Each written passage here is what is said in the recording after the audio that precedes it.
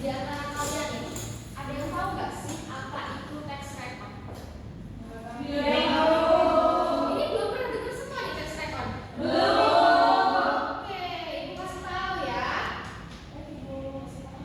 Tax record adalah teks yang menjelaskan suatu kejadian yang pernah terjadi sesuai dengan urutan waktu.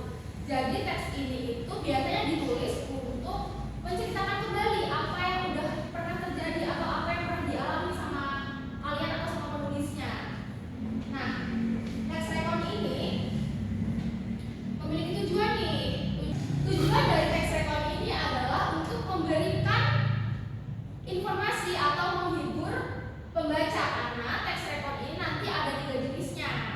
Sebelum Ibu bahas tentang jenis-jenis dari tax record, kita bahas dulu tentang struktur dari tax record. Nah, tax record ini punya 3 struktur.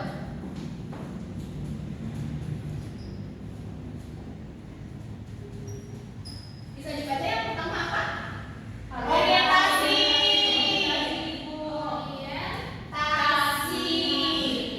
Jadi dalam orientasi ini merupakan bagian awal tentang pengenalan seperti siapa yang terlibat, di mana dan kapan kejadian itu terjadi.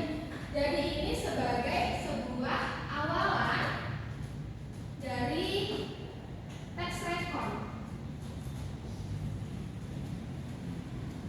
Lalu yang kedua ada urutan peristiwa.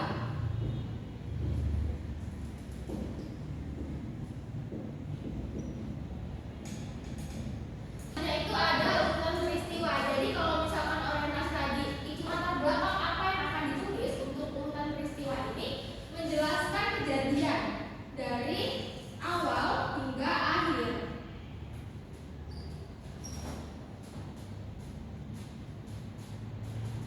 Lalu selanjutnya itu ada reorientasi.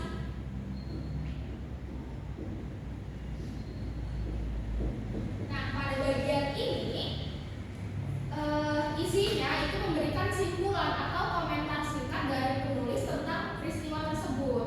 Jadi simpulan atau penutup dari tax record. Nah, di sini ada 3 jenis dari tax record. Yang pertama itu record pribadi. Nah, tax record ini isinya mengenai pengalaman pribadi atau hal yang dialami langsung oleh penulis. Biasanya kalian pernah nggak kalau misalkan baru masuk sekolah habis liburan disuruh sama gurunya menulis tentang apa sih yang kalian lakukan selama liburan? Tantangan. Biasanya nulis siapa? Liburan nenek. Ya, pasti liburan ke rumah nenek atau jalan-jalan ke pantai. Itu masuk ke dalam tax record pribadi karena ini pengalaman pribadi seorang penulis. Lalu yang kedua itu ada rekor faktual. Nah, untuk rekor faktual ini menceritakan peristiwa yang benar-benar terjadi dan bisa dibuktikan kebenarannya. Contoh dari rekor faktual ini biasanya adalah berita. Misalkan ingat nggak waktu kita membahas tentang materi berita? Ibu kan memberi contoh mengenai berita yang ada di penyeberangan Merak. Nah, itu masuk ke dalam rekor faktual karena di situ bisa dibuktikan kebenarannya dan kapan terjadinya. Oke. Lalu yang ketiga itu ada rekor imajinasi. Tax record ini menceritakan peristiwa yang diciptakan dari imajinasi atau fantasi penulis. Jadi tax record ini itu nggak bener adanya, cuma dibuat-buat sama penulisnya. Contohnya, misalnya teman-teman pernah baca Wattpad? Nah, ada beberapa Wattpad itu yang masuk ke dalam rekor imajinasi karena biasanya cerita Wattpad itu palsu atau bukan pengalaman pribadi gitu. Nah, tadi kan Ibu udah contohin nih dari tax record pribadi, tax record faktual, dan tax record imajinasi. Ibu akan tunjukin satu contoh tax record sebentar.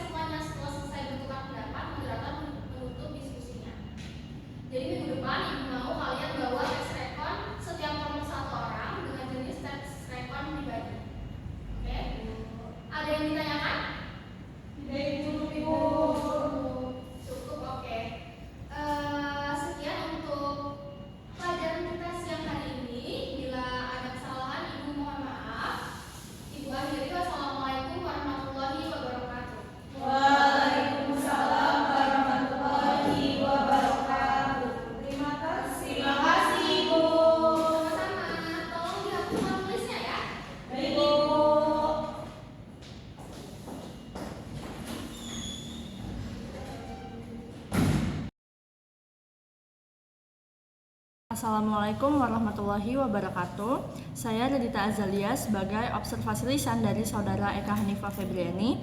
Sebagai guru akan memberikan penilaian berdasarkan hasil pengamatan. Pada komponen yang pertama yaitu kejelasan, Saudara Eka Hanifah sudah menggunakan bahasa yang mudah dipahami dan tidak berbelit-belit dalam penyampaian materi.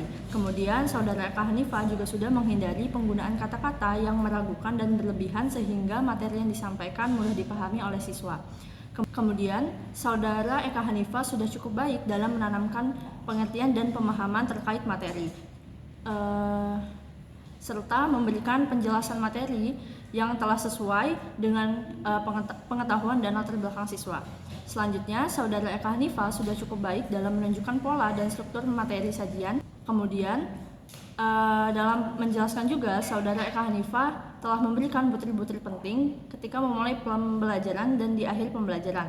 Untuk memberikan penekanan pada salah satu materi, Saudara Eka Hanifah sudah cukup baik karena memberikan contoh dengan menggunakan contoh di media sosial. Namun, butir-butir penting yang perlu diberi penekanan dengan cara diulangi itu tidak dilakukan. Saudara Eka Hanifah juga cukup baik dalam memberikan penekanan lewat ekspresi, mimik, isyarat, dan gerakan ketika menjelaskan.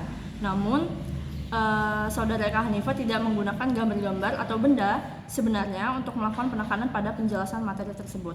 Yang terakhir, Saudara Eka Hanifah sudah cukup baik dalam mengajukan pertanyaan untuk mengetahui pemahaman dan sikap siswa terhadap relevansi atau kegunaan dari penjelasan yang dijelaskan.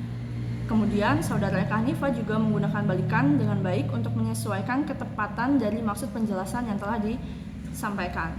Itu saja yang dapat saya sampaikan. Saya akhiri. Wassalamualaikum warahmatullahi wabarakatuh.